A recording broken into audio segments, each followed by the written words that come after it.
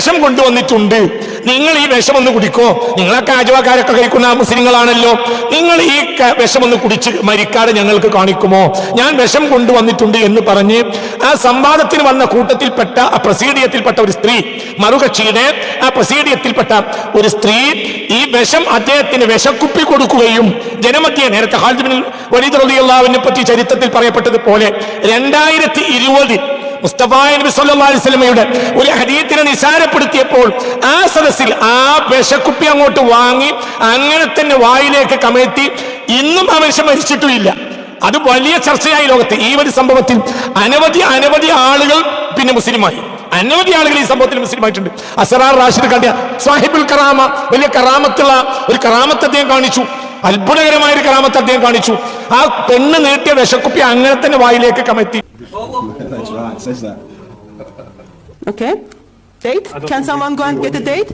അസ്റാർ റാഷിദ് വളരെ ലോകപ്രശസ്തനായ സുന്നി പണ്ഡിതനാണ്. മാത്രമല്ല അദ്ദേഹം സുന്നിയാണ്, ഹനഫിയാണ്, ബറേലവിയാണ് എന്ന് മാത്രമല്ല ഇന്ന് ലോകത്ത് ഏറ്റവും അറിയപ്പെട്ട സുന്നി പണ്ഡിതന്മാരിൽ ഒരാളായ ബഹുമാനപ്പെട്ട ഷെയ്ഖ് യാക്കൂബി തങ്ങളുടെ പ്രധാനപ്പെട്ട ശിഷ്യനാണ്. വളരെ ഗംഭീരമായ അഭിപ്രായം. പലപ്പോഴും പ്രത്യേകിച്ച് ബ്രിട്ടൻ കേന്ദ്രമായിട്ടാണ് അദ്ദേഹം ഇപ്പോൾ പ്രവർത്തിക്കുന്നത്. അപ്പോൾ ഭൗതികവാദികൾ, ഇസ്ലാമിനെ അവഹേളിക്കുന്നവർ, നിരീശ്വരവാദികളുമായി നിരന്തരമായി സംവദിക്കുന്ന ഈ സുന്നി പണ്ഡിതനാണ് ബഹുമാനപ്പെട്ട അസ്റാർ റാഷിദ്. അദ്ദേഹത്തെ സംബന്ധിച്ചിടത്തോളം വളരെ കൃത്യമാക്കേണ്ട ആവശ്യമുണ്ട് ഈ വിഷയത്തിൽ. തുർക്കിയിലെ, ഈജിപ്തിലെ പണ്ഡിതന്മാരുടെ വീക്ഷണം, അതേപോലെ തന്നെ സിറിയയിലെ പണ്ഡിതന്മാർ ഈ വിഷയത്തിലുള്ള വീക്ഷണങ്ങൾ, പല പണ്ഡിതന്മാരുടെയും ബലപ്പെട്ട വീക്ഷണങ്ങൾ നമ്മളിവിടെ പറഞ്ഞു. ഇനി പ്രധാനമായുള്ള സുന്നി സൂഫി വിഭാഗങ്ങൾ പ്രവർത്തിക്കുന്ന ഒരു രാജ്യമാണല്ലോ തുർക്കി. പൗരാണികമായ സംസ്കാരങ്ങളുള്ള ധാരാളം സുന്നി സൂഫികളുള്ള രാജ്യമാണ് തുർക്കി. തുർക്കിയെ സംബന്ധിച്ചിടത്തോളം തുർക്കിയിൽ പ്രധാനപ്പെട്ട സുന്നി സൂഫി വിഭാഗങ്ങൾ 3 എണ്ണമാണ്. ഒന്ന്, മരണപ്പെട്ടു പോയ ബഹുമാനപ്പെട്ട മഹ്മൂദ് അഫന്ദിയുടെ വിഭാഗം. ആ മഹ്മൂദ് അഫന്ദിയുടെ അദ്ദേഹം ലക്ഷക്കണക്കിന് മുരീദുമാരുള്ള കൂട്ടത്തിൽ ഞാൻ ആദ്യമായി പറയട്ടെ, ഈ 3 വിഭാഗത്തിലും, അതായത് സുന്നി സൂഫി വിഭാഗങ്ങൾ തുർക്കിയെ സംബന്ധിച്ചിടത്തോളം പ്രധാനപ്പെട്ട സുന്നി സൂഫി വിഭാഗങ്ങൾ 3 എണ്ണമാണ്. ഒന്ന്, മഹ്മൂദ് അഫന്ദിയുടെ കീഴിലുള്ള വിഭാഗം. 2, നാസിം ഹക്കാനിയുടെ കീഴിലുള്ള വിഭാഗം. മറ്റൊന്ന്, ഫത്ഹുല്ല ഗുലാമിന്റെ കീഴിലുള്ള വിഭാഗം. ഇതാണ് പ്രധാനപ്പെട്ട സുന്നി സൂഫി മൂവ്മെന്റുകൾ തുർക്കിയിലുള്ളത്. അതിൽ ഏറ്റവും പ്രധാനപ്പെട്ട ആദ്യത്തെ വിഭാഗം നമുക്ക് എടുക്കാം. ഒന്ന്, ലക്ഷക്കണക്കിന് മുരീദുമാരുണ്ടായിരുന്ന മഹ്മൂദ് അഫന്ദിയുടെ വിഭാഗം. മഹ്മൂദ് അഫന്ദി, ഷെയ്ഖ് മഹ്മൂദ് അഫന്ദി 2022 കോവിഡിന്റെ ആ പ്രധാനപ്പെട്ട ആ ഒരു സമയത്താണ് മഹ്മൂദ് അഫന്ദി മരിക്കുന്നത്. എന്നിട്ട് പോലും 30 ലക്ഷം ആളുകളാണ് അദ്ദേഹത്തിന് മൈത്തിസ്കരിച്ചത്. അന്ന് 30 ലക്ഷം. ഷെയ്ഖ് മഹ്മൂദ് അഫന്ദി മരണപ്പെടുമ്പോൾ 30 ലക്ഷം ആളുകളാണ് അന്ന് 2022 കോവിഡ് പൂർണ്ണമായി ഭേദപ്പെടാത്ത ആ സമയത്ത് അദ്ദേഹത്തിന് മൈത്തിസ്കരിക്കുന്നത്. അദ്ദേഹത്തിന്റെ പ്രധാനപ്പെട്ട ശിഷ്യനാണ് അഹ്മദ് മുഹമ്മദ് ഉല്ലു അഫന്ദി. അദ്ദേഹം ഈ അഭിപ്രായക്കാരനാണ്. അദ്ദേഹത്തിന്റെ വീക്ഷണ പ്രകാരം ഹബീബായ നബി സല്ലല്ലാഹു അലൈഹി വസല്ലം ആയിഷ ബീവി റളിയല്ലാഹു അൻഹയെ കല്യാണം കഴിക്കുമ്പോൾ, വിവാഹം ചെയ്യുമ്പോൾ, വിവാഹം ചെയ്യുമ്പോൾ ആയിഷ ബീവി റളിയല്ലാഹു അൻഹയ്ക്ക് 17 വയസ്സെങ്കിലും ഉണ്ടായിരുന്നു എന്ന വീക്ഷണക്കാരനാണ് ബഹുമാനപ്പെട്ട ഉല്ലു അഫന്ദി. അതായത് മഹ്മൂദ് അഫന്ദിയുടെ പ്രധാനപ്പെട്ട ശിഷ്യനായ, അദ്ദേഹത്തിന് നേരിട്ട് വിജ്ഞാനങ്ങളും മനസ്സിലാക്കുകയും സംശയങ്ങൾ തീർക്കുകയും ചെയ്ത വ്യക്തിയായ ബഹുമാനപ്പെട്ട ഉല്ലു അഫന്ദിയുടെ വീക്ഷണം, ഹബീബായ നബി സല്ലല്ലാഹു അലൈഹി വസല്ലം കല്യാണം കഴിക്കുന്ന സമയത്ത് ആയിഷ ബീവി റളിയല്ലാഹു അൻഹയ്ക്ക് 16 വയസ്സിന് മുകളിൽ ഉണ്ടായിരുന്നു എന്നാണ്. 2020 അദ്ദേഹത്തിൻ്റെതായി പ്രസിദ്ധീകരിച്ച ഒരു പുസ്തകമാണ് ഇത്. ടർക്കിഷ് ഭാഷയിൽ പ്രസിദ്ധീകരിച്ച ഒരു പുസ്തകമാണ്.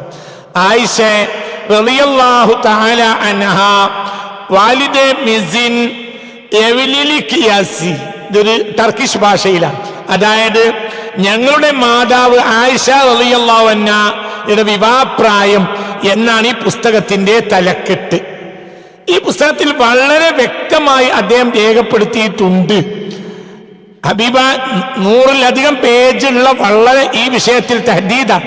അതായത് ആയിഷ ബീവി റളിയല്ലാഹു അൻഹയുടെ വിവാഹപ്രായം തഹദീദ് ചെയ്യാൻ വേണ്ടി അദ്ദേഹം നടത്തിയിട്ടുള്ള ഈ 100-ലേറെ പേജുകളുള്ള ഈ പുസ്തകത്തിൽ അത് അബദ്ധമാണ്. അതായത് 6-ാം വയസ്സിൽ അഖ്ദു സിവാജ് വിവാഹം നടക്കുകയും 9-ാം വയസ്സിൽ ആയിഷ ബീവിയും ഹബീബ നബിയും തമ്മിൽ ദാമ്പത്യം തുടങ്ങുകയും ചെയ്തു എന്നത് 100% അബദ്ധമായ വായനയാണ്, അത് തെറ്റാണ്, അതൊരിക്കലും അംഗീകരിക്കാൻ കഴിയില്ല.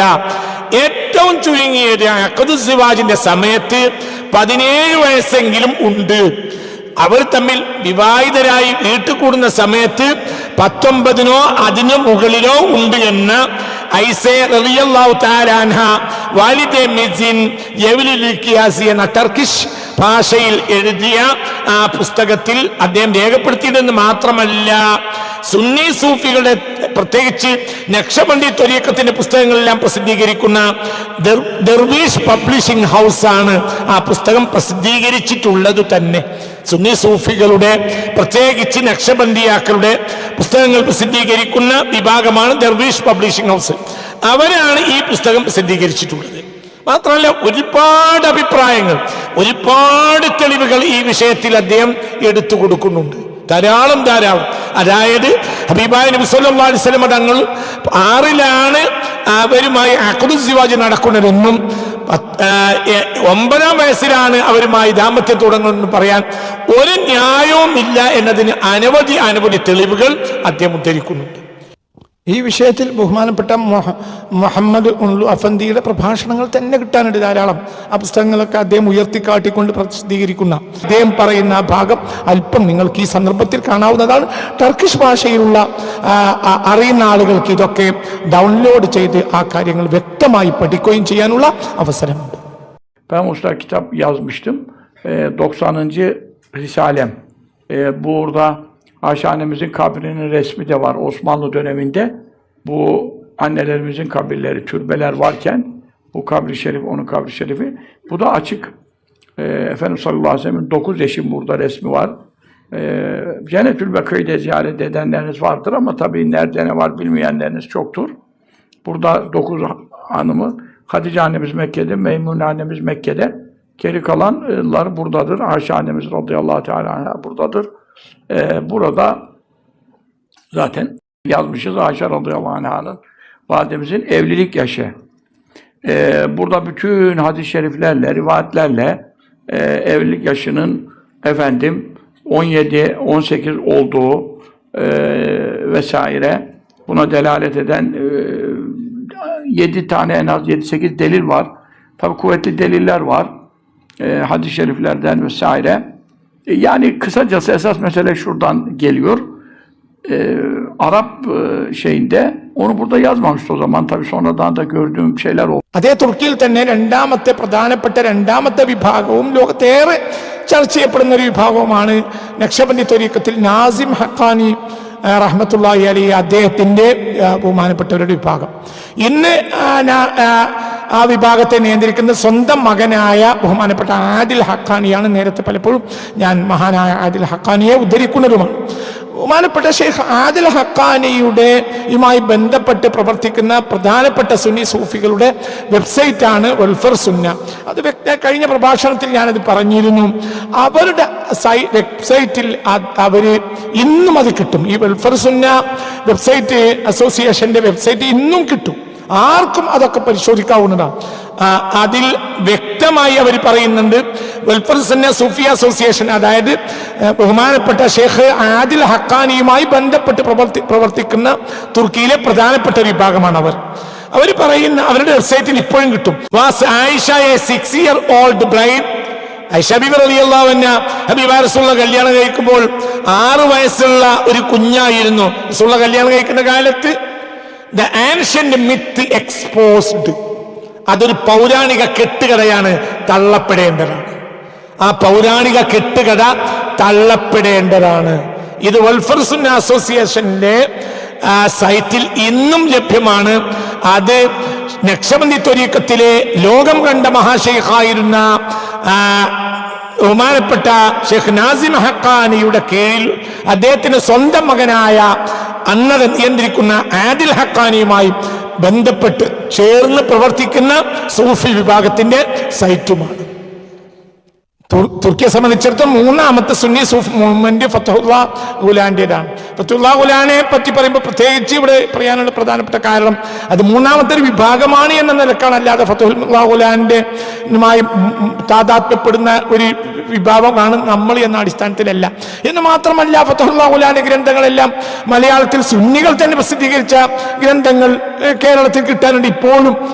ഫത്തുല്ലാഹ് ഗുലാന്റെ ആ ഫത്തുല്ലാഹ് ഗുലാൻ വിഭാഗത്തിൽപ്പെട്ട പ്രധാനപ്പെട്ട ഒരാളും അവരുടെ കൈനക് പബ്ലിഷിംഗ് ഗ്രൂപ്പിന്റെ എഡിറ്റർ ഇൻ ചീഫും മാത്രമല്ല ഗുലാൻ മൂവ്മെന്റിന്റെ പ്രധാനപ്പെട്ട വിദ്യാഭ്യാസ സ്ഥാപനമായ റെസ്പെക്ട് ഗ്രാജുവേറ്റ് സ്കൂളിന്റെ ചരിത്ര വിഭാഗം മേധാവിയും ആയ പ്രധാനപ്പെട്ട പണ്ഡിതനായ ഡോക്ടർ റസിദ് ഹൈലമാസ് എഴുതിയ ഗ്രന്ഥമാണ് Aisha the wife the companion the scholar എന്ന ഗ്രന്ഥം. ലക്ഷക്കണക്കിന് കോപ്പികൾ വിറ്റുപോയ ഒരു ഗ്രന്ഥമായി ആണ് ഈ ഗ്രന്ഥം.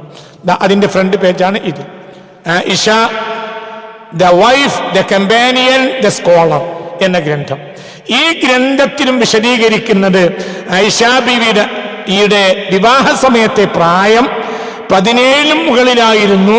അവര് ഹബീബായ നബി സല്ലല്ലാഹു അലൈഹി വസല്ലമയുമായി ദാമ്പത്യ ജീവിതം ആരംഭിക്കുമ്പോൾ 19 അതിനു മുകളിലോ അവർക്കുണ്ട്. അവരെ സമ്പൂർണ്ണ യുവതിയാണ്. ഹബീബ റസൂലുള്ളാഹിയുടെ മുറിയിൽ പ്രവേശിക്കുമ്പോൾ അവർ സമ്പൂർണ്ണ യുവതിയാണ്, ഒരു തുഫ്രത്തുൻ സഗീറത്തെ അല്ല എന്ന് വളരെ വ്യക്തമാക്കുന്ന ഒരു പുസ്തകമാണ് Aisha the wife the companion the scholar എന്ന ഗ്രന്ഥം. ലോകത്തെ ഏറ്റവും ചർച്ച ചെയ്യപ്പെടുകയും ഏറ്റവും കൂടുതൽ വായിക്കപ്പെടുകയും ചെയ്ത ഒരു വിഭാഗമാണ് ഈ വിഭാഗം. ഇവിടെ ഞാൻ പറയുന്നത് തുർക്കിയെ, ഞാൻ നേരത്തെ ഈജിപ്തിനെ പറഞ്ഞു, പിന്നെ സിറിയയെ പറഞ്ഞു. തുർക്കിയെ സംബന്ധിച്ചിടത്തോളം അവിടുത്തെ പ്രധാനപ്പെട്ട സുന്നി സൂഫി മൂവ്മെന്റിലെ മഹാപണ്ഡിതന്മാരിൽ എല്ലാ വിഭാഗത്തിലും പണ്ഡിതന്മാരുടെ പെട്ട പല പണ്ഡിതന്മാരും ഈ വീക്ഷണമാണ് സത്യം എന്ന് വെച്ച് പുലർത്തുന്നവരാണെന്ന് കണ്ണും കാതും തുറന്നു വെക്കുന്ന ആർക്കും മനസ്സിലാക്കാൻ കഴിയും എന്നതുകൊണ്ടാണ്. ഇതേ അഭിപ്രായം വളരെ ശക്തമായി ഖണ്ഡിതമായി മുന്നോട്ട് വെക്കുന്ന ബഹുമാനപ്പെട്ട സുന്നി ഹനഫി പ്രത്യേകിച്ച് ബറേലവി പണ്ഡിതന്മാരുടെ ഒരു നിര തന്നെ നമുക്ക് കാണാൻ കഴിയും.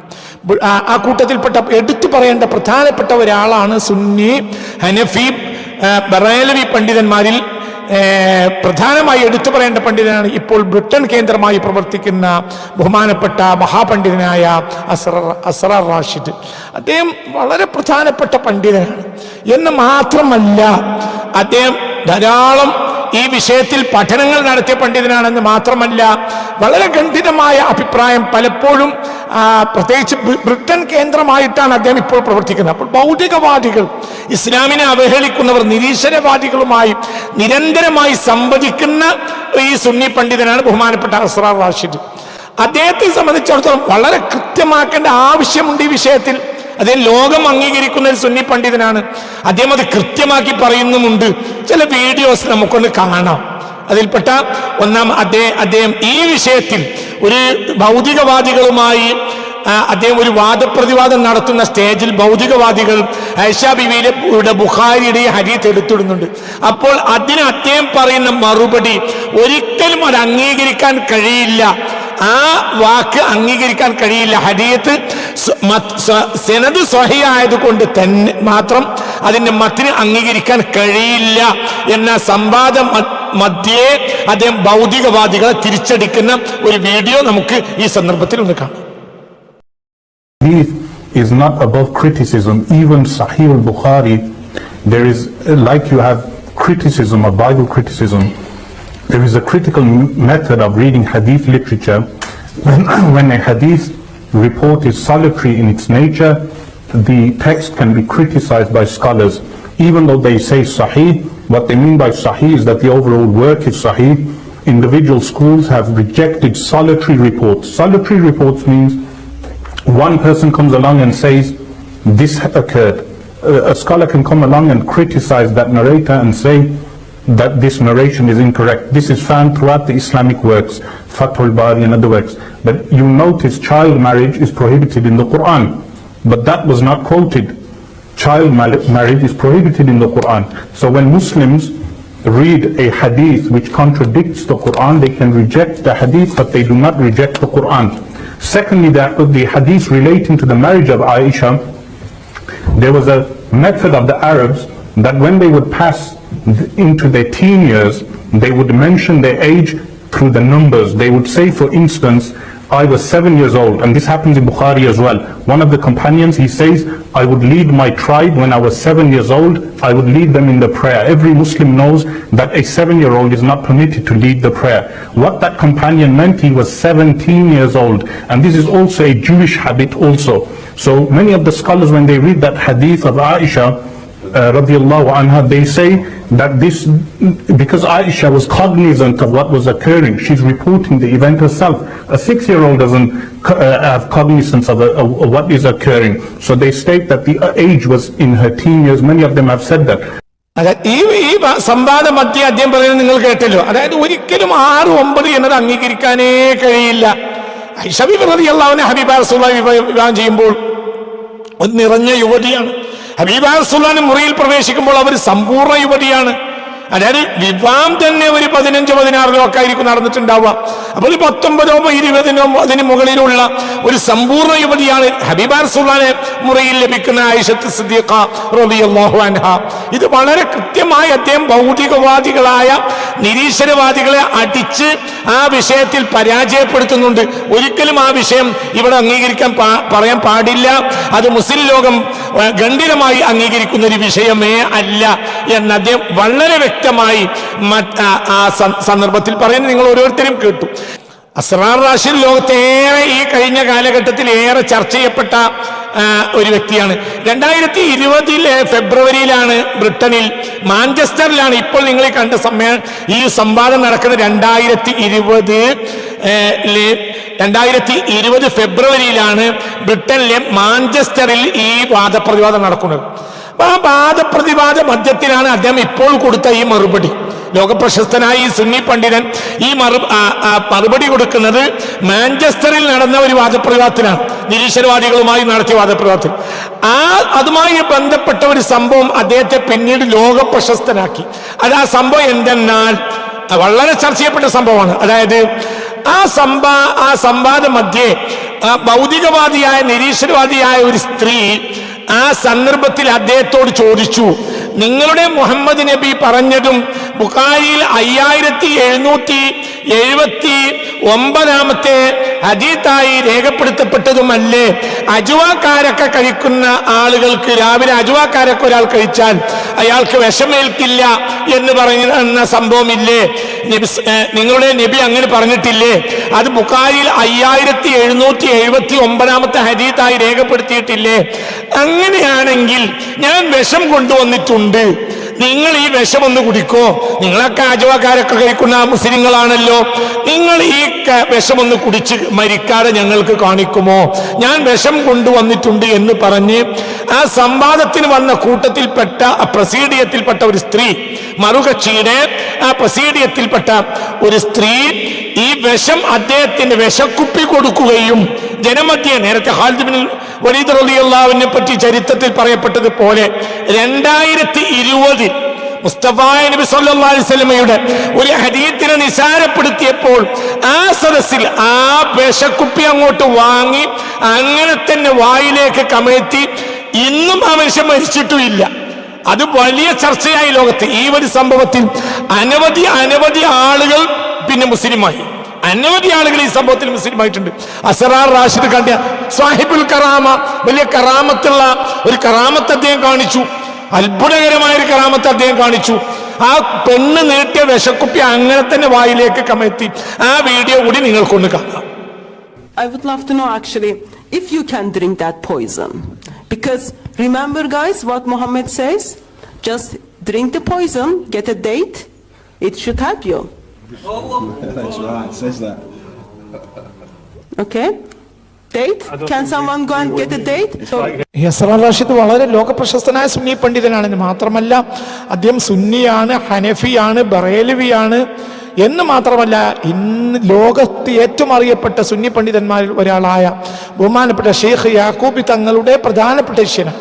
യാക്കൂബി തങ്ങളുമായി ചേർന്ന് സിറിയയിൽ ധാരാളം കാലം നേരിട്ട് പഠിച്ചിട്ടുള്ള പ്രഗത്ഭനായ യാക്കൂബി തങ്ങളുടെ പ്രധാനപ്പെട്ട ശിഷ്യനാണ് ഷെയ്ഖ് അസ്റാർ റാഷിദ്.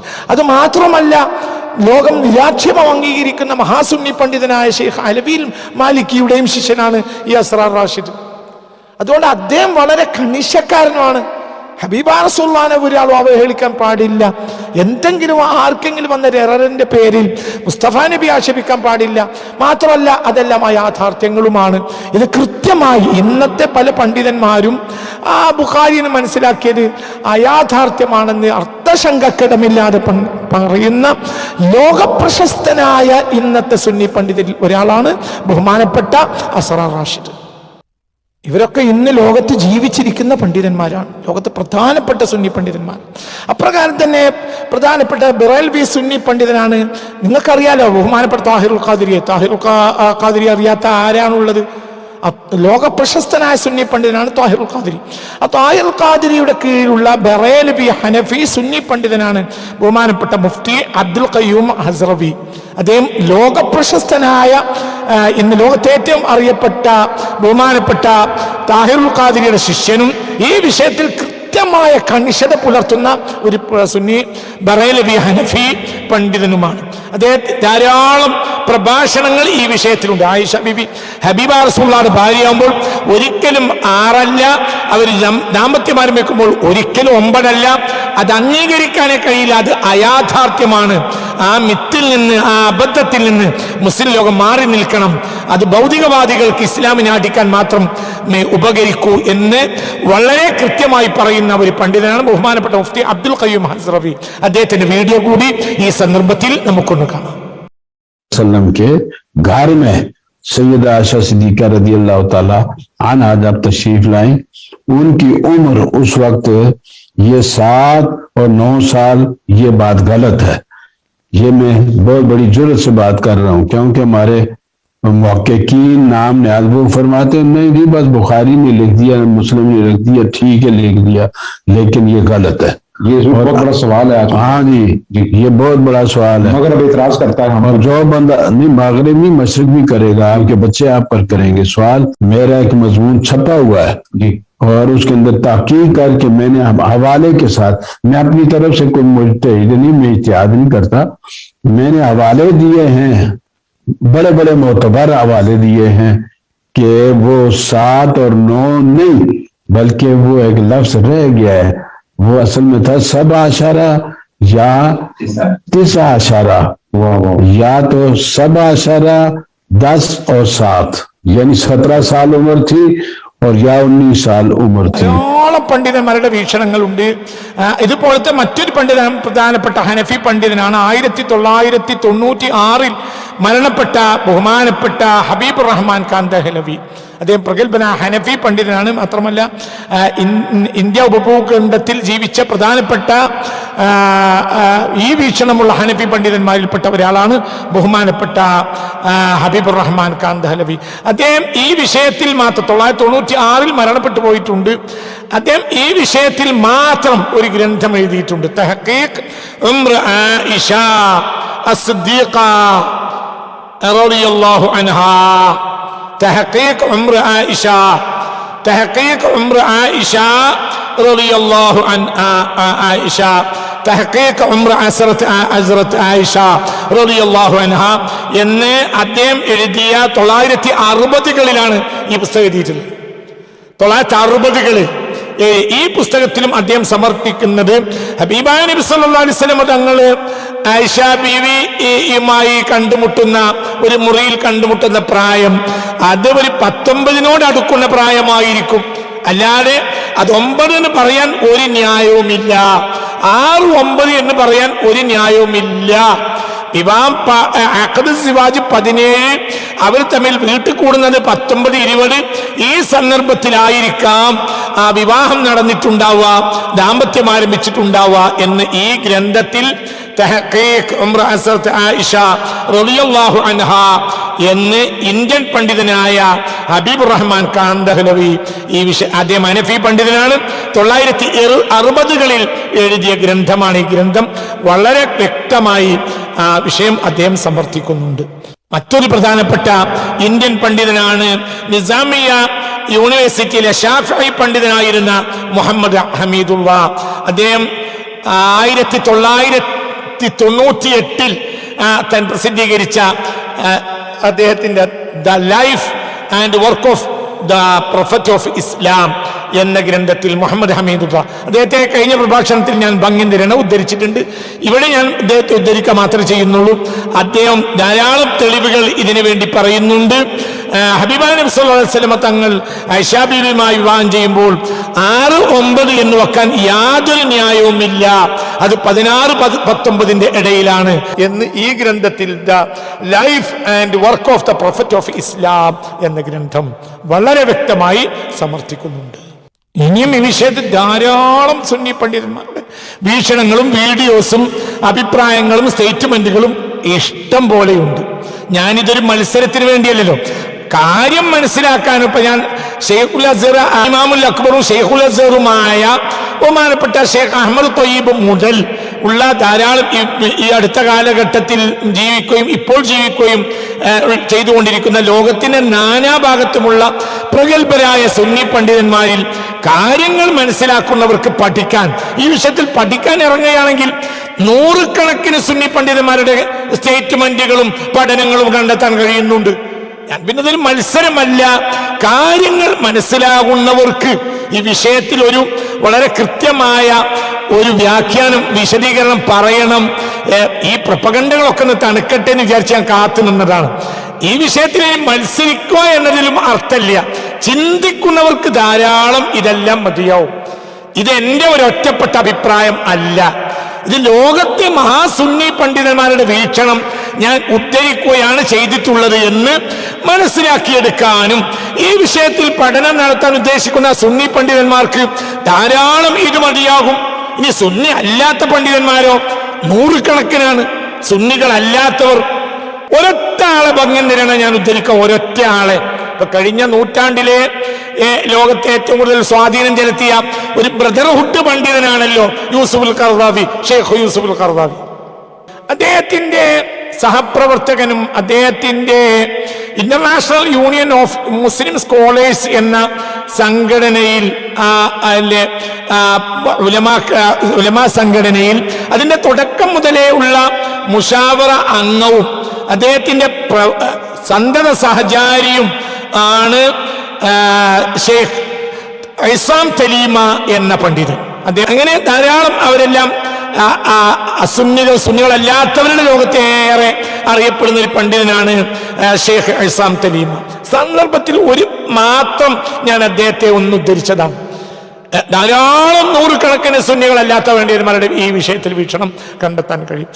അദ്ദേഹത്തിന്റെ വീക്ഷണം ഹബീബായ നബി സല്ലല്ലാഹു അലൈഹി വസല്ലം ആയിഷാ ബീവിയെ കല്യാണം കഴിയുമ്പോൾ 18 വയസ്സാണ് എന്ന കാര്യത്തിൽ തർക്കം വേണ്ടാണ്. 6 വർഷത്തോളം യൂസുഫുൽ ഖർദാവിയുടെ ഓഫീസ് സെക്രട്ടറി ആയിരുന്നു ഇദ്ദേഹം. 18 വയസ്സിന് മുമ്പ് കല്യാണം കഴിച്ചിട്ടേ ഇല്ല. ഇസാം തലീമയുടെ ലേഖനം, അദ്ദേഹത്തിന്റെ വിശാലമായ ലേഖനങ്ങളുണ്ട്.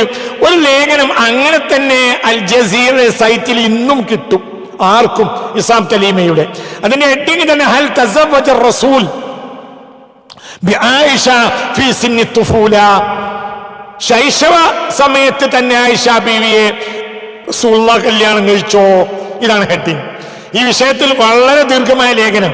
ആ ലേഖനത്തിലും പറയുന്നത് അതെല്ലാം അബദ്ധമായ 6-9 എന്നത് അബദ്ധമായ ധാരണകൾ മാത്രമാണ്. ഇന്ന് നമ്മളത് വെച്ച് പുലർത്തുകയാണെങ്കിൽ അത് തെറ്റാണ്. അത് ഇസ്ലാം വിരുദ്ധർക്ക് വടി കൊടുക്കാൻ മാത്രമേ ഉപകരിക്കൂ. അതൊരിക്കലും യാഥാർത്ഥ്യമായ ഒരു ചരിത്രം അല്ല. അത് അംഗീകരിക്കാനേ കഴിയില്ല. ഹബീബാ നബി സല്ലല്ലാഹു അലൈഹി വസല്ലമയുടെ മുറിയിലേക്ക് ആയിഷാ ബീവി വരുമ്പോൾ 18 19 അതിന് മുകളിലോ അവർക്ക് വയസ്സുണ്ടായിരിക്കും. മാത്രമല്ല അതൊരു അബദ്ധവുമാണ് എന്ന് ഈ ലേഖനത്തിൽ വളരെ വ്യക്തമായി അദ്ദേഹം വിശദീകരിക്കുന്നതായി കാണാൻ കഴിയും. ഇനി ഇത് മാത്രമല്ല, ആ കാലഘട്ടത്തിലെ വിവാഹങ്ങളെല്ലാം അങ്ങനെയാണ്. അതായത് ഒരു യുവതിയാകാത്ത ഒരാളെ വിവാഹം കഴിച്ച ഒരു ചരിത്രം അവിടെ കാണുന്നില്ല. വളരെ ചെറിയ എന്തെങ്കിലും 1-2 എക്സെപ്ഷൻ കേസിൽ അതിന് താഴെ കാണുന്നുണ്ടെങ്കിൽ തന്നെ അതിൽ താരിഖുൽ മീലാദിൽ വന്ന ഒരു എററായിരിക്കാൻ തന്നെയാണ് സാധ്യത. എവിടെയെങ്കിലും ഒന്നോ രണ്ടോ സംഭവങ്ങൾ കാണാമെങ്കിൽ പോലും അത് താരിഖ് രേഖപ്പെടുത്തിയത്തിൽ വന്ന അബദ്ധമാണെന്ന് വേറെയും അപ്പുറത്തും ഇപ്പുറത്തും കണ്ടെത്താൻ കഴിയും. അപ്പൊ ഇത് പൊതുവെ പരക്കെ ഉദാഹരണം പറയാം, ഈ ആയിഷ ബീവിയുടെ നേരെ ഇപ്പൊ നിങ്ങൾ 6, 9 എന്ന് നിങ്ങൾ പറയുന്ന ഇതേ ആയിഷ ബീവിയുടെ ജ്യേഷ്ഠത്തിയാണല്ലോ ആര്? ബഹുമാനപ്പെട്ട അസ്മാ ബിൻത് അബീ ബക്കർ റളിയല്ലാഹു അൻഹുമ. ആ അസ്മാ ബീവിയുടെ ആദ്യ വിവാഹപ്പോയ 27ാമത്തെ വയസ്സിൽ എല്ലാ ചരിത്രവും ധരിക്കുന്നുണ്ട്. 27ാമത്തെ വയസ്സിലാണ് അസ്മാ ബീവിയുടെ ആദ്യത്തെ വിവാഹം. 27ാമത്തെ വയസ്സിലാണ് ആദ്യ വിവാഹം. ആരുടെ? അസ്മാ ബീവിയുടെ. സ്വന്തം ജ്യേഷ്ഠത്തി, സ്വന്തം ശരീരപ്രകൃതി, സ്വന്തം ഒരേ ബാപ്പ, ഒരേ ശരീരപ്രകൃതി. ആയിഷ ബീബി റളിയല്ലാഹു അൻഹയുടെ ജ്യേഷ്ഠത്തിയായ അസ്മാ ബീവിയുടെ ആദ്യ വിവാഹം അസ്മാ ബീവിയുടെ 27ാമത്തെ വയസ്സിലാണ്. ആരാ കെട്ടുന്നത്? ഹിജ്റക്ക് തൊട്ട് മുമ്പ് കല്യാണം നടക്കുക. ആരാ കല്യാണം കഴിക്കുന്നത്? സുബൈർ ബിൻ അവാം റളിയല്ലാഹു അൻഹു. പിന്നെ അവർ ഹിജ്റ വരുന്നു. ഹിജ്റ വരുമ്പോൾ അവർ ഗർഭിണിയാണ്. മദീനത്ത് മുഹാജിരീങ്ങളിൽ ആദ്യം ജനിക്കുന്ന കുട്ടി ഈ അസ്മാ ബീവിക്ക് ജനിച്ച അബ്ദുല്ലാഹ് ബിൻ സുബൈറാണ് റളിയല്ലാഹു അൻഹുമാ. ഇതൊക്കെ എല്ലാവർക്കും അറിയണല്ലേ? അതായത് 27ാമത്തെ വയസ്സിലാണ് നേരെ ജ്യേഷ്ഠത്തിയുടെ ആദ്യത്തെ വിവാഹം, 27ാം വയസ്സിൽ. എന്നിട്ട് ചെറിയ കുട്ടി ആയ ആയിഷ ബീവി റളിയല്ലാഹു അൻഹയെ, അതിന്റെ ഇളയ കുട്ടിയെ ഹബീബ റസൂലുള്ളാഹി 6, 9. എന്താ ഈ പറയുന്നത്? എന്തിനാണ് ഇങ്ങനെ ഈ ഭൗതികവാദികൾക്ക് വടി ഉണ്ടാക്കി കൊടുക്കുന്നത്? അത് അംഗീകരിക്കാൻ കഴിയൂല. ഇനി ഹബീബ നബി സല്ലല്ലാഹു അലൈഹി വസല്ലമയുടെ സ്വന്തം ഉമ്മ ആമിന ബിൻതു വഹബ് റളിയല്ലാഹു അൻഹ എന്നവരെ വിവാഹം, സ്വന്തം ഉമ്മയുടെ വിവാഹം എന്താ? ആമിന ബീബി റളിയല്ലാഹു അൻഹ ജനിക്കുന്നത് AD 549 എന്ന വിവാഹം 68-ൽ 549-ലാണ് ആമിന ബീബി ജനിക്കുന്നത്. ആമിനയുടെ വിവാഹം എന്നാണ് നടക്കുന്നത് 568-ൽ 20ാം വയസ്സിൽ. 20ാം വയസ്സിലെ വിവാഹം. ആമിന സ്വന്തം ഉമ്മ ആമിന ബീബിയുടെ സ്വന്തം മോള് ഫാത്തിമയുടെ വിവാഹപ്രായം എത്ര? 15-ന് മുകളിൽ. 18ആണെന്ന് പറയുമ്പോൾ വലിയ ഒരു പക്ഷെ പണ്ഡിതന്മാർക്ക് അഭിപ്രായം 18ാം വയസ്സാണ്. ഏറ്റവും ചുരുങ്ങിയ അഭിപ്രായം 15-ന് മുകളിൽ. സ്വന്തം മകളെ വിവാഹപ്രായം. അപ്പൊ ഇവരൊക്കെ യൗവനയുക്തകളായ യുവതികളായിട്ടല്ലാതെ മുസ്തഫ നബി സല്ലല്ലാഹു അലൈഹി വസല്ലമയുടെ കാലഘട്ടത്തിൽ ആ കാലത്ത് വിവാഹമേ നടന്നിട്ടില്ല. അപ്പൊ ഇതെല്ലാം വളരെ വ്യക്തമായി പഠിക്കുന്ന ആളുകൾക്ക് മനസ്സിലാക്കാൻ കഴിയുന്ന സത്യമാണ്, യാഥാർത്ഥ്യമാണ്. പഠിക്കുന്നവർക്ക് പ്രത്യേകിച്ച് നിലവിലുള്ള കാലഘട്ടങ്ങളിൽ ഇതൊക്കെ പഠിച്ച ആളുകൾ നമുക്ക് മുന്നിൽ ധാരാളമുണ്ട്. കാരണം ധാരാളം വലിയ ഗവേഷണങ്ങൾ ഈ വിഷയത്തിലൊക്കെ നടന്നു പോയിട്ടുണ്ട്. ഞാൻ അബ്ബാസുൽ അക്കാദിന്റെ കാര്യമൊക്കെ അതൊക്കെ 940-കളിലാണ് ആ ഗ്രന്ഥങ്ങളൊക്കെ വരുന്നത്. 948-ലാണ് ആ ഗ്രന്ഥം പുറത്തു വരുന്നത്. അദ്ദേഹം 19ാം നൂറ്റാണ്ടിൽ ജനിച്ച് 964 മരിക്കുന്ന ആളാണ്. അപ്പൊ അവർക്ക് വലിയ ഗവേഷണം. എന്തുകൊണ്ട് ഭൗതികവാദികൾ, നിരീശ്വരവാദികൾ രംഗത്ത് വന്നു? 20ാം നൂറ്റാണ്ട് അവരുടെ ഒരു കാലാണ്. അപ്പൊ അവര് ഹബീബ റസൂലുള്ളാഹിയുടെ ചെറിയ വളരെ മൈന്യൂട്ടായ പോയിന്റിൽ വരെ മുസ്തഫ നബി സല്ലല്ലാഹു അലൈഹി വസല്ലം അവഹേളിക്കാൻ നടക്കുന്നവരുള്ള ഒരു കാലാണ്. അപ്പോൾ ചില കാര്യങ്ങളെ കൃത്യമാക്കേണ്ടതുണ്ട്. അതുകൊണ്ട് ആ വിഷയത്തിൽ ഗവേഷണങ്ങൾ നടന്നു. ആ ഗവേഷണം നടത്തിയവരെല്ലാം ഈ സത്യങ്ങളിൽ കണ്ടെത്തുകയും അതിന്റെ യാഥാർത്ഥ്യങ്ങളെ കൃത്യമാക്കി. നേരത്തെ എന്താ പറയാ, അസ്ഹറിന്റെ ഇമാമുൽ അക്ബർ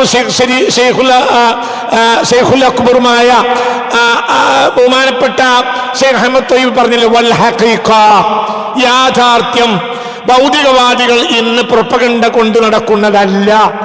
ഹബീബ റസൂലുള്ളാഹിയുടെ വിവാഹപ്രായം ഒരു 18ഓ 19ഓ അതിന് മുകളിലോ ആണ്.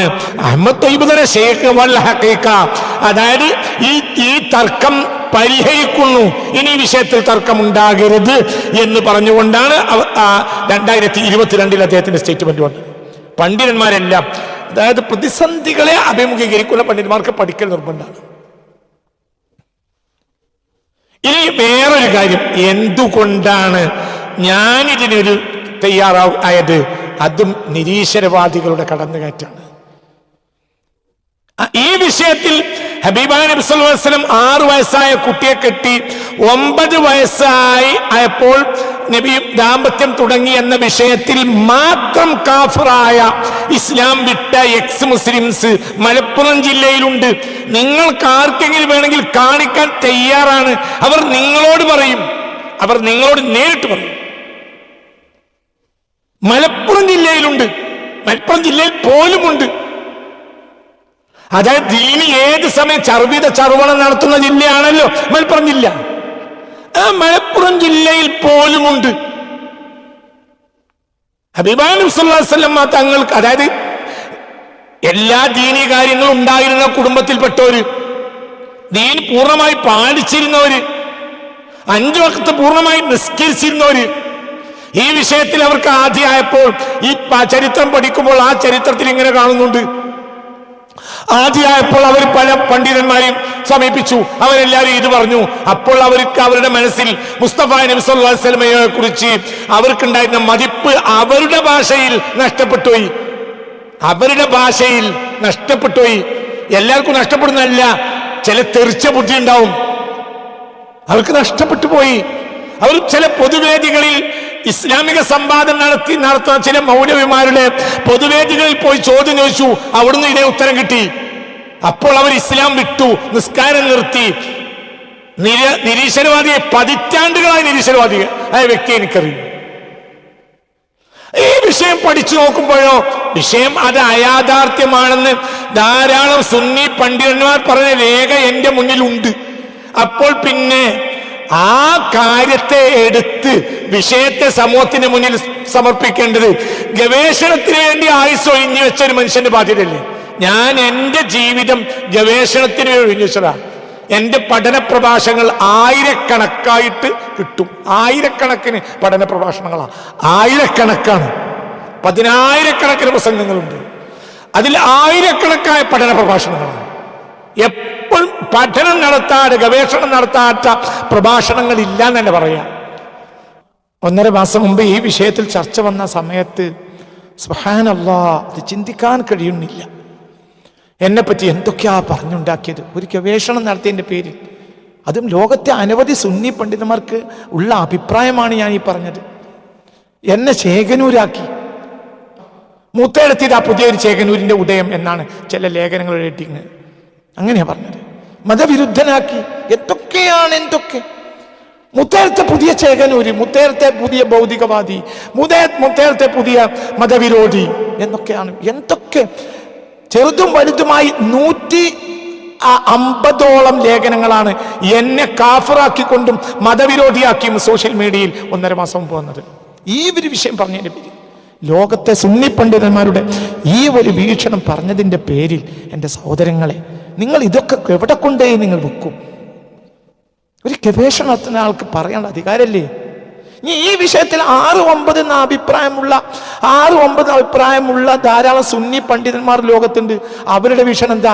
ഞങ്ങളുടേത് ഒരു അഭിപ്രായമാണ്, എന്നാൽ അല്ലാത്ത അഭിപ്രായവും ഉണ്ട് എന്നവർ കൃത്യമായി പറയാറുണ്ട്. 6-9 ഞങ്ങളെ വീക്ഷണം. അതേ സമയത്ത് 16, 18, 20 ഇങ്ങനെ അഭിപ്രായവും അതിനപ്പുറമുള്ള അഭിപ്രായം ഉണ്ട് എന്ന് ആ മഹാപണ്ഡിതന്മാരെല്ലാം അവരുടെ സംസാരങ്ങളിലും സംഭാഷണങ്ങളിലും തുറന്നു പറയാറുണ്ട്. പലരും തുറന്നു പറയാറുണ്ട്. പല അഭിപ്രായങ്ങൾ ഈ വിഷയത്തിലുണ്ട്. എന്താണെങ്കിലും നിരീശ്വരവാദിക്ക് വടിയില്ല. അതേ സമയത്ത് ഇങ്ങനെ ചെയ്യുമ്പോൾ ഇവിടെ വടി കൊടുക്കുന്ന നിരീശ്വരവാദിക്കാണ് ഒന്ന്. അതൊക്കെ നിങ്ങളെ വീക്ഷണം. പക്ഷെ ഞാൻ നിങ്ങളോട് പറയുന്നത്, ആയുസ് മുഴുവനും ഗവേഷണം നടത്താൻ വേണ്ടി, ഇസ്ലാമിക ഗവേഷണങ്ങൾക്ക് വേണ്ടി ചെലവാക്കിയ മനുഷ്യനാണ്. 26 കൊല്ലത്തിലേറെയായി ഞാൻ നിങ്ങളെ മുന്നിലുണ്ട്. പരിശുദ്ധ ഖുർആനും ഹദീസും പഠിപ്പിക്കുക. 24 മണിക്കൂർ. നിങ്ങൾക്ക് എന്നോട് വിരോധം ഉണ്ടാവും, എൻ്റെ പല വീക്ഷണങ്ങൾക്ക് എതിരഭിപ്രായങ്ങളുണ്ടാവും, നിങ്ങൾക്ക് എന്നോട് വൈരാഗ്യം ഉണ്ടാവും. അതിലൊന്നും പ്രശ്നമില്ല. അതൊക്കെ നിങ്ങളെ വീക്ഷണങ്ങൾ. നിങ്ങളിൽ ആരോടും എനിക്ക് വൈരാഗ്യമില്ല, ആരോടും ഒന്നുമില്ല, ഒരു പ്രശ്നം എന്നെ സംബന്ധിച്ചിടത്തോളം ഇല്ല. ഞാൻ ആരോടെങ്കിലും വൈരാഗ്യപ്പുറത്ത് ജീവിക്കുന്ന ഒരാളാണെങ്കിൽ, ഞാൻ ഈ കഴിഞ്ഞ 1.5 മാസം മുമ്പ് എനിക്കെതിരെ വന്ന പ്രൊപ്പഗണ്ടകൾ വീണു പോണ്ടേ? അതുണ്ടായില്ലല്ലോ. എന്തുകൊണ്ട്? എനിക്ക് എൻ്റെ റബ്ബ് എനിക്ക് കൗവത്ത് തരും. 150-ലേറെ ലേഖനങ്ങളാണ് വന്നത്. Social media. പിന്നെ അതിൻ്റെ പേരിൽ വന്ന ടോക്കുകൾക്കും സോഷ്യൽ മീഡിയ കമൻറ്റുകൾക്കും അതിൻ്റെ പേരിൽ വന്ന വാട്സപ്പ് കമൻറ്റുകൾക്കും അതിൻ്റെ വീഡിയോസിനും കണക്കില്ല. എല്ലാവരും, അതായത് ചെറിയ കുട്ടികളടക്കം, കാരണം മുതിർന്നവർ ചെയ്യുമ്പോൾ ചെറിയവർക്ക് ചെയ്യാൻ കിട്ടുന്ന അവസരം ഉപയോഗപ്പെടുത്താൻ. ഒരിക്കലും എന്നെ ദ്രോഹിക്കൂലാണ് ഞാൻ വിചാരിച്ച എൻ്റെ സഹപ്രവർത്തകന്മാരടക്കം അവരെന്നെ ദ്രോഹിക്കൂലാണ്. ഒരു അഭിപ്രായമാണ് ഈ പറയുന്നത് ഒരു മനുഷ്യൻ. അപ്പൊ എല്ലാവരും അവസരം ഉപയോഗപ്പെടുത്തി വലിയ വലിയ സ്ഥാനത്തിരിക്കുന്നവർ എന്താ പറഞ്ഞത്? ചേകനൂരാണെന്ന് പറഞ്ഞു, മതവിരോധിയാണെന്ന് പറഞ്ഞു, ഇസ്ലാമിന് പുറത്താണെന്ന് പറഞ്ഞു, മതത്തെ നശിപ്പിക്കാൻ ഇറങ്ങിയതാണെന്ന് പറഞ്ഞു. എന്തൊക്കെയാ പറഞ്ഞുണ്ടാക്കിയത്. വേറെ ഒരാളാണെങ്കിൽ കേരളം വിട്ടു. അത്രയുമാണ് ഒന്നരം. എന്നെക്കെതിരെ നാവിട്ട് അലക്കിയതിന് കയ്യും കണക്കില്ല, എനിക്കെതിരെ വന്ന ലേഖനങ്ങൾക്ക് കയ്യും കണക്കുമില്ല. നിങ്ങൾ ഇതൊക്കെ ഒന്ന് പരിശോധിക്കുക. നിങ്ങൾക്ക് ഈ അഭിപ്രായം നിർബന്ധമാണെന്ന് ഞാൻ പറയുന്നില്ല, പക്ഷെ ഇതൊക്കെ ലോക പണ്ഡിതന്മാരുടെ അഭിപ്രായമല്ലേ? എന്നിട്ട് ആരും അവരെ കാഫറാക്കിയിട്ടില്ലല്ലോ, ആരും അവരെ ശേഖനൂരാക്കിയിട്ടില്ലല്ലോ, ആരും അവരെ മതവിരോധിയാക്കിയിട്ടില്ലല്ലോ. ഈ പണ്ഡിതന്മാരൊക്കെ ഇത്രയും ഗവേഷണം നടത്താനുള്ള കാരണം എന്താണ്? ഈ പണ്ഡിതന്മാരൊക്കെ ലോകത്തെ ഈ എത്ര വലിയ പണ്ഡിതന്മാർ ഗവേഷണം നടത്താൻ കാരണം മുസ്തഫായ നബി സല്ലല്ലാഹു അലൈഹി വസല്ലമ തങ്ങളെ കുറിച്ചുള്ള അവഹേളനങ്ങൾക്കെതിരെ ഒരു പഠനം നടത്തിയപ്പോൾ അവർക്ക് ആ അവഹേളനങ്ങളുടെ ആധാരം അയാഥാർത്ഥ്യം എന്ന് ബോധ്യപ്പെട്ടു. അപ്പൊ നമ്മൾക്കും ആ ബാധ്യതയില്ലേ? ഇനി നിങ്ങൾക്ക് അഭിപ്രായം ഇല്ലെങ്കിൽ പോലും, പക്ഷെ ഞാൻ നിങ്ങളോട് വളരെ താഴ്മയിൽ ചോദിക്കുകയാണ്, നമ്മുടെയൊക്കെ ലക്ഷ്യം ദീനല്ലേ? നമ്മൾ ഈ ചെയ്യുന്നതും നമ്മൾ ഈ സംഘടന ഉണ്ടാക്കിയതും നമ്മൾ ഈ സംഘടനയിൽ പ്രവർത്തിക്കുന്നതും നമുക്ക് പഠിച്ചവനൊരു സ്ഥാനം തന്നതും ദീനിന് ഉപയോഗിക്കാൻ വേണ്ടിയല്ലേ? അപ്പൊ ഞാൻ ഒരു അഭിപ്രായം പറഞ്ഞാൽ ഏറ്റവും ചുരുങ്ങിയത് ഈ അഭിപ്രായം ലോകത്ത് മറ്റ് പണ്ഡിതന്മാർക്കുണ്ടോ എന്നെങ്കിലും, മറ്റ് സുന്നി പണ്ഡിതന്മാർക്കുണ്ടോ എന്നെങ്കിലും നിങ്ങളൊന്ന് പരിശോധിക്കേണ്ടിയിരുന്നില്ലേ സഹോദരന്മാരെ? ഞാൻ നിങ്ങളെ കുറ്റപ്പെടുത്തുന്നില്ല, ഞാൻ നിങ്ങളൊന്നും പറയുന്നില്ല, ഞാൻ ആ ഭാഷ തിരിച്ചു പറയുന്നേ ഇല്ല. നിങ്ങളിത് വളരെ ഗൗരവമായി ചിന്തിക്കുക. നമ്മളൊക്കെ ഒറ്റക്കെട്ടായി നിലകൊള്ളണം. ഞാൻ ഇപ്പോഴും പറയുന്നത് എല്ലാവരും ഒന്നിച്ച് നിൽക്കണം. ഞാൻ നിങ്ങളെ ഒന്നിച്ച് നിൽക്കുന്ന ഒരാളാണ്, ഞാൻ നിങ്ങളുടെ കൂടെ ഉള്ള ഒരാളാണ്, നമ്മളെല്ലാം ഒന്നാണ്. ഇനി എന്തെങ്കിലും അഭിപ്രായ വ്യത്യാസങ്ങൾ ഉണ്ടെങ്കിൽ പരിഹരിക്കേണ്ടത് പരിഹരിക്കണം, നമ്മൾ ഒന്നിച്ചു പോകണം. കാരണം ഇസ്ലാം ഏറെ വെല്ലുവിളി നേരിടുന്ന ഒരു സമയമാണിത്. അപ്പൊ നമ്മൾ ഒരാളൊരു അഭിപ്രായം പറയുമ്പോഴത്തേന് അയാള് എന്താ പറയാ മതവിരോധിയായി സ്റ്റേജ് കെട്ടാൻ പാടില്ല. പാവപ്പെട്ട പൊതുജനത്തിന്റെ ചില്ലിക്കാശ് വാങ്ങിയിട്ടല്ലേ നമ്മൾ ഈ സ്റ്റേജ് കെട്ടുന്നത്? അള്ളാഹുവിന്റെ ദീനാണല്ലോ നമ്മളെ ഓരോരുത്തരെയും ലക്ഷ്യം. അതുകൊണ്ട് നമ്മളെല്ലാവരും ഒന്നിച്ച് നിൽക്കണം. എനിക്ക് നിങ്ങളോടൊന്നും അതിൻ്റെ പേര് യാതൊരു എതിർപ്പും യാതൊരു വിരോധവും ആരോടും ഇല്ല. കാരണം ഇസ്ലാമിനെതിരെ ഇത്രയേറെ പ്രൊപഗണ്ടകൾ നടക്കുന്ന ഈ ഒരു കാലത്ത് നമ്മുടെ അധ്വാനങ്ങളെല്ലാം അള്ളാഹുവിൻ്റെ ദീനിന് വേണ്ടി സംരക്ഷിക്കാൻ വേണ്ടിയാണ്. ഞാൻ നിങ്ങളുടെ എല്ലാവരോടും പുറത്തിരിക്കുന്നു. ആരും എനിക്കെതിരെ സോഷ്യൽ മീഡിയയിൽ എഴുതിയ പറഞ്ഞ എല്ലാത്തിനോടും ഞാൻ പുറത്തിരിക്കുന്നു. ഈ യാതൊരു വിരോധവും വൈരാഗ്യവും ഇതിൻ്റെ പിന്നിൽ ഒരാളോടും എനിക്കില്ല. നമ്മൾ ഒന്നിച്ച് നിൽക്കണം. ദീനാണ് നമ്മുടെ ലക്ഷ്യം. ദീനിന് വേണ്ടി പ്രവർത്തിക്കണം, ദീനിന് വേണ്ടി അധ്വാനിക്കണം, ദീനിന് വേണ്ടി ഗവേഷണം ചെയ്യണം. ഈ സമൂഹത്തെ രക്ഷപ്പെടുത്താം. യൂത്തിന്റെ മനസ്സ് ശാന്തമാണ്. നിറവേ എന്ന നമ്മുടെ പുസ്തകം ഇൻഷാ അള്ളാഹ് അതിൽ നിരീശ്വരവാദികൾക്ക് അതിശക്തമായ ഈ വിഷയത്തിലുള്ള മറുപടി കൂടി ഉൾപ്പെടുത്തി, ഇതെല്ലാം ഉൾപ്പെടുത്തി വിശദമായ ഒരു ചർച്ച കൂടി അതിലേക്ക് ചേർത്ത് വെച്ച് ഇൻഷാ അള്ളാഹ് നിറവ് എന്ന പുസ്തകം നേരത്തെ ഈ പ്രഭാഷണം നടത്തിയപ്പോൾ ഞാൻ താൽക്കാലികമായി പിൻവലിച്ചിരുന്നു. അതിൽ റീവർക്ക് ചെയ്ത് പ്രസിദ്ധീകരിക്കുമെന്നും പറഞ്ഞിരുന്നു. ഇൻഷാ അള്ളാഹ് അതിൻ്റെ റീവർക്ക് നടന്നുകൊണ്ടിരിക്കുകയാണ്. അത് പൂർത്തിയായാൽ ഒക്കെ നിങ്ങൾ കേരള സമൂഹം സമക്ഷം അത് സമർപ്പിക്കും. വളരെ പ്രധാനപ്പെട്ടതാണ് പുസ്തകങ്ങൾ. തിരുദൂതർ നിയോഗം എന്ന എൻ്റെ പുസ്തകം നിങ്ങൾ എല്ലാവരും വായിക്കണം. അത് മുസ്തഫ നബി സല്ലല്ലാഹു അലൈഹി വസല്ലമയെ കുറിച്ചുള്ള കാലഘട്ടത്തിൻ്റെ ഒരു അറിവാണ്. അതേപോലെ തന്നെ നിലവിലുള്ള യൂറോപ്പിൻ്റെ ചടികളെ മനസ്സിലാക്കണമെങ്കിൽ സാത്താൻ്റെ നവലോകക്രമം എന്ന പുസ്തകം വായിച്ചിരിക്കണം. അതൊക്കെ നിങ്ങൾ എൻ്റെ 6ഓളം പുസ്തകം ഇതിനകം പുറത്തിറങ്ങിയിട്ടുണ്ട്. ആ പുസ്തകങ്ങളെല്ലാം നിങ്ങൾ വായിക്കണം. അത് കേവലം ഒരു ലാഭത്തിന് വേണ്ടി പ്രസിദ്ധീകരിച്ചതല്ല. മനുഷ്യനെ വിജ്ഞാനങ്ങളിൽ എത്തിക്കുക, മനുഷ്യൻ്റെ ചിന്തകളെ കൃത്യമാക്കുക എന്നൊക്കെ ലക്ഷ്യത്തിന് വേണ്ടിയാണ് ആ പുസ്തകങ്ങളൊക്കെ പ്രസിദ്ധീകരിച്ചിട്ടുള്ളത്. നിങ്ങളെല്ലാവരും ആ പുസ്തകങ്ങൾ വായിക്കുകയും ചെയ്യണമെന്ന് എല്ലാവരോടും അറിയിച്ചുകൊണ്ടും അല്ലാഹു തആല അള്ളാഹുവിൻ്റെ ദീനിൻ്റെ ഗോഡയിൽ സത്യസന്ധമായി ഒരുമിച്ച് പ്രവർത്തിക്കാൻ നമുക്കൊക്കെ അല്ലാഹു തആല തൗഫീഖ് തരട്ടെ. വാക്കിലെ പ്രവൃത്തിയിലോ നമ്മളൊക്കെ സാധാരണക്കാരാണ്. അബദ്ധങ്ങളൊക്കെ ഏറെ നമുക്കൊക്കെ വന്നിട്ടുണ്ടാവും. ആ അബദ്ധങ്ങളെയൊക്കെ നമുക്ക് അല്ലാഹു തആല പുറത്തു തരട്ടെ.